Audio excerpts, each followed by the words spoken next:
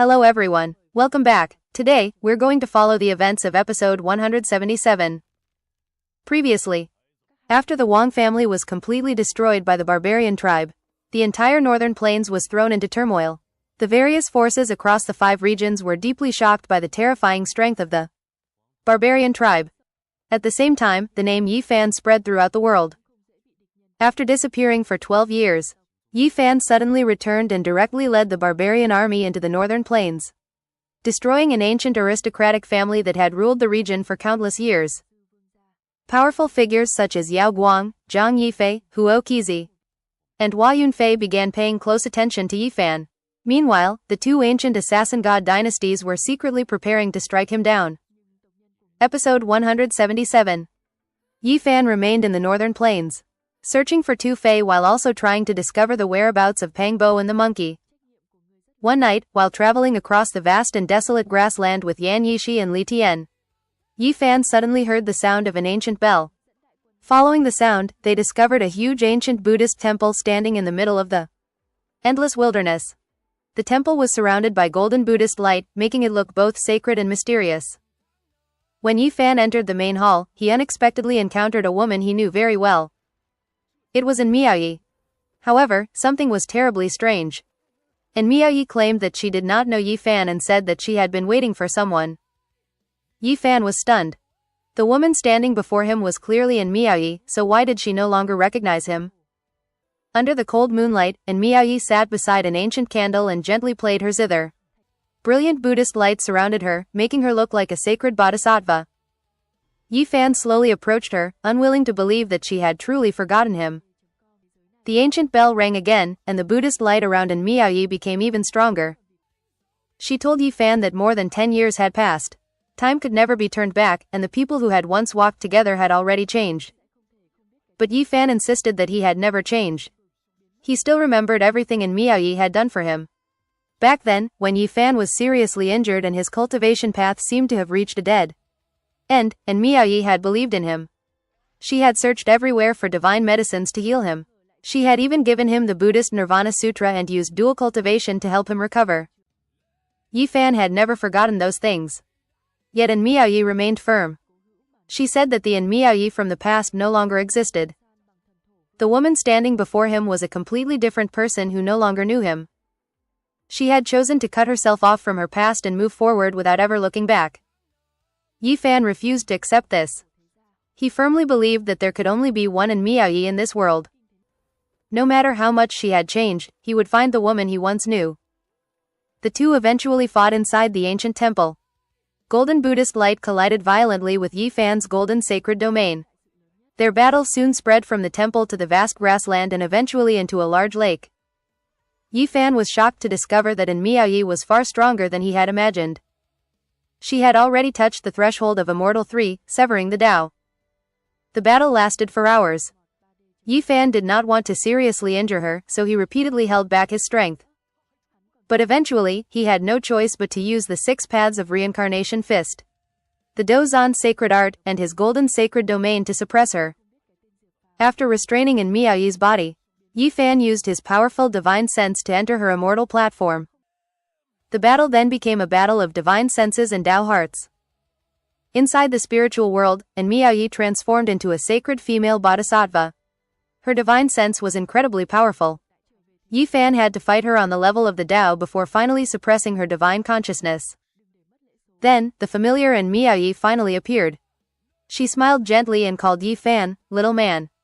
At that moment, Yi Fan realized that the woman he had once known had never truly disappeared. An Miaoyi revealed the shocking truth. She had used Immortal 3, severing the Tao to cut away a part of herself. The part she had severed was precisely the emotions, memories, attachments, and karma connected to Yi Fan.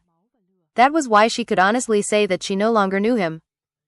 Severing the Tao was an extremely dangerous stage of cultivation. A cultivator had to cut away something deeply connected to their Tao heart. Some severed their emotions. Some severed their obsessions. Others had to cut away everything that could interfere with their path toward the great Tao. And Miaoyi had chosen to cut away her feelings for Yi Fan. If she failed, she could completely disappear. But if she succeeded, she would successfully pass through Immortal 3 and enter a higher realm. Yi Fan was deeply saddened after hearing this. He understood that Miaoyi was gambling her entire life against the great Tao. Therefore, he once again made a promise. He would protect her path. He would help her overcome this dangerous threshold and become a powerful female saint. Their reunion after 12 years was therefore more than simply meeting an old lover. It opened an entirely new chapter in Miaoyi's cultivation journey. She would have to face the life and death trial of severing the Tao, while Yi Fan would become the person protecting her along that path. Outside the temple, Li Tian and Yan Yishi could only watch silently. Meanwhile, little Tongtong kept complaining about being left behind, breaking the tense and emotional atmosphere with his childish behavior. Yi Fan had finally found Miaoyi again. But if he wanted the woman he once knew to truly return, he would have to help her overcome the terrifying trial of Immortal 3, severing the Tao. Under the cold moonlight, Yi Fan and Miaoyi walked together across the vast grassland. There was no longer any distance between them. And Miaoyi decided to return to Western Desert because she believed that her Tao was there. Her path had to be completed by herself. Yi Fan wanted to protect her, but Miaoyi firmly refused. She did not want to become his burden. If she could not overcome severing the Tao by herself, then she would not be qualified to walk farther on the path of cultivation. The two discussed the terrifying danger of Immortal 3. Even the most extraordinary geniuses could fail at this threshold and lose their lives. And Miaoyi then mentioned the possibility of reincarnation. Yi Fan could sense that she seemed to have an ominous premonition. When they reached a mountain covered with beautiful flowers, and Miaoyi told Yi Fan that if she truly died, he should simply regard her as a beautiful flower that had once bloomed before eventually withering. Perhaps after 10 lifetimes, 100 lifetimes, or even countless lifetimes, she would bloom again. Yi Fan refused to accept such an ending. He declared that he would become invincible and shatter every form of karma and every Buddhist prophecy that stood in their way. The two then climbed the mountain and enjoyed their final peaceful moments together. Under the moonlight, Miaoyi danced like a celestial maiden. Her beauty was breathtaking. Eventually, she said that she had to leave. The two embraced for a long time. And Miaoyi finally departed beneath the moonlight, leaving Yi Fan standing silently behind her. Before disappearing into the distance, she told him that flowers could bloom again. And people could return. If Yi Fan could one day attain the Tao, perhaps he would meet another flower that looked just like the Miaoyi he once knew. It was a farewell filled with affection, but also with a terrible premonition of death. And Miaoyi was now beginning her own path toward severing the Tao. After Miaoyi left, Yi Fan decided that he would only believe in the present life. He would not allow reincarnation, karma, or Buddhist teachings about future lives to shake his faith. He wanted to become invincible and use his strength to break through every restriction. He also wanted to fulfill the promise he had made to Miaoyi. When morning came, Yi Fan returned to the ancient temple. He discovered that Yan Yishi, Li Tian, and Tongtong were all standing motionless, immersed in meditation. They were comprehending the Tao marks left behind by an ancient Buddhist saint. Yan Yishi and Li Tian soon gained insights into a profound Tao that seemed to have similarities with their own human desire Tao. Yi Fan, however, focused his attention on the ancient bell inside the temple. After striking it several times, he realized that the bell was far from ordinary. When Yi Fan unleashed his full strength and struck it again, cracks appeared on the ancient bell. Suddenly, a golden Buddha imprint emerged. The imprint immediately released the sound of Om, one of the 6 legendary Buddhist mantra syllables that had almost completely disappeared from the world. The sound was terrifying. Even Yi Fan's incomplete saint weapon, the purple gold hammer, was damaged by the Buddhist sound.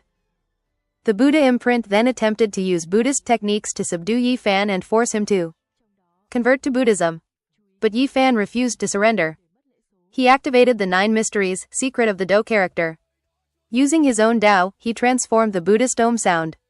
The sacred Buddha behind him gradually changed. Instead of becoming a Buddhist deity, it transformed into Yi Fan himself. The Buddhist light was completely suppressed.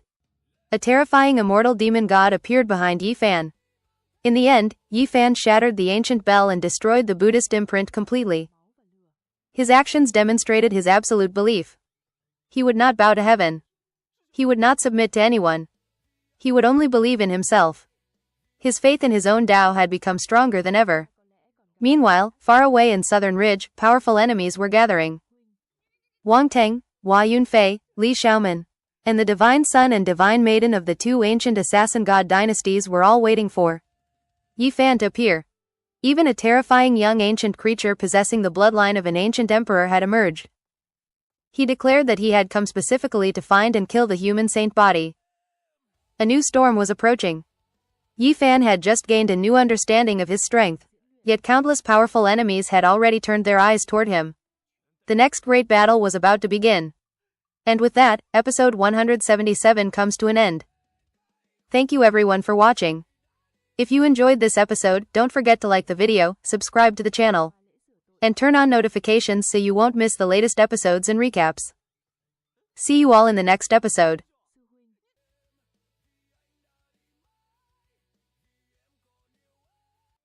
Chúng ta có lẽ còn gặp những trận ác chiến lớn hơn. Trận chiến hôm nay, huynh.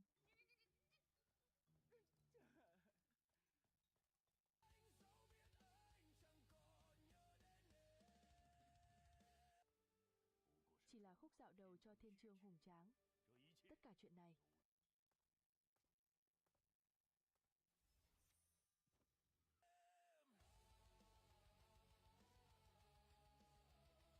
chỉ là một lần diễn luyện. Toàn bộ chiến lợi phẩm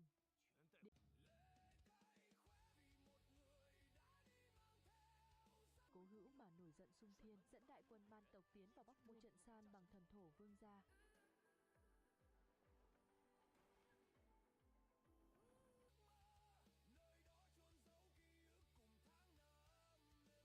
Diệt một hoang cổ thế gia.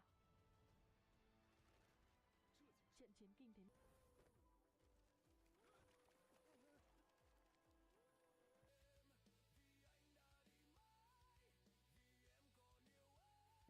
đủ để xếp vào một trong những đại sự lớn nhất suốt 10 vạn năm thời hậu hoang cổ.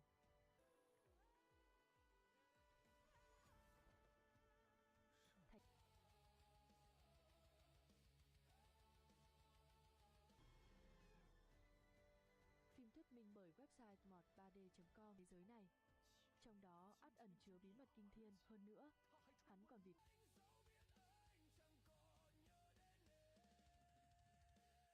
từ nay ở bắt đầu, chỉ cần là tu sĩ sẽ không thể không biết cái tên Diệp Phàm. Có thể vượt tinh vực, biến mất 12 năm.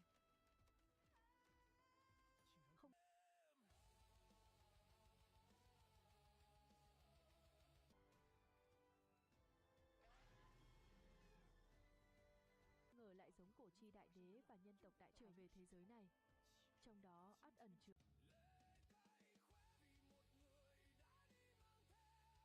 cố hữu mà nổi giận xung thiên, dẫn đại quân man tộc tiến vào Bắc Môn, trận san bằng thần thổ vương gia.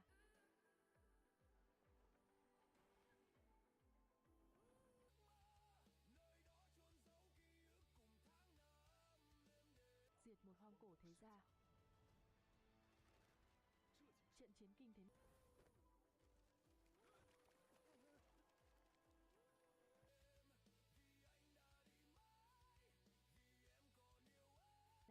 đủ để xếp vào một trong những đại sự lớn nhất suốt 10 vạn năm thời hậu hoang cổ.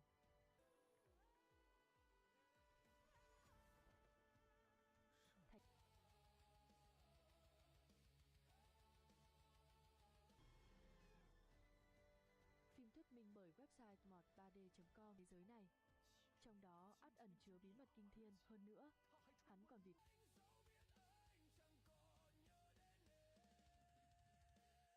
từ nay ở bắt đầu, chỉ cần là tu sĩ sẽ không thể không biết cái tên Diệp Phàm. Có thể vượt tinh vực, biến mất 12 năm.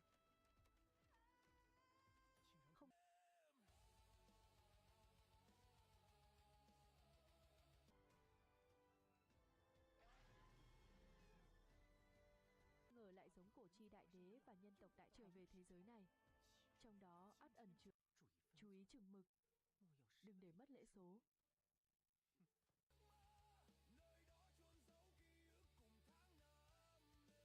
Thành man cổ chiến sĩ chân chính.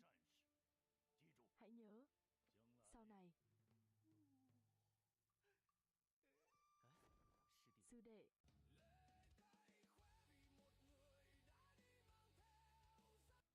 để các ngươi trải qua lễ rửa tội bằng máu và lửa.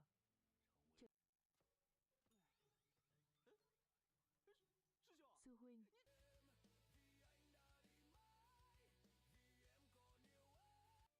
chúng ta có lẽ còn gặp những trận ác chiến lớn hơn. Trận chiến hôm nay, huynh.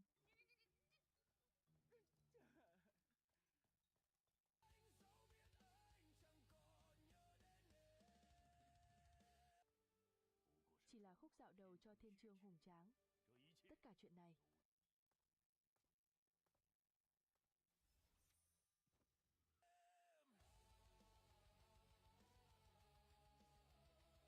chỉ là một lần diễn luyện. Toàn bộ chiến lợi phẩm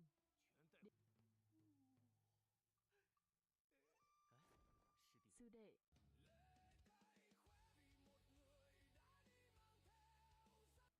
để các ngươi trải qua lễ rửa tội bằng máu và lửa.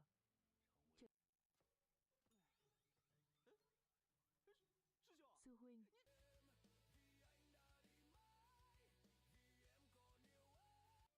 chúng ta có lẽ còn gặp những trận ác chiến lớn hơn. Trận chiến hôm nay, huynh.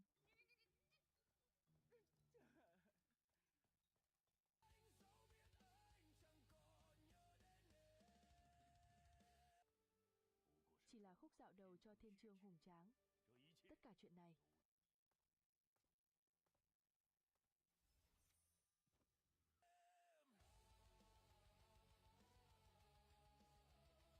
chỉ là một lần diễn luyện. Toàn bộ chiến lợi phẩm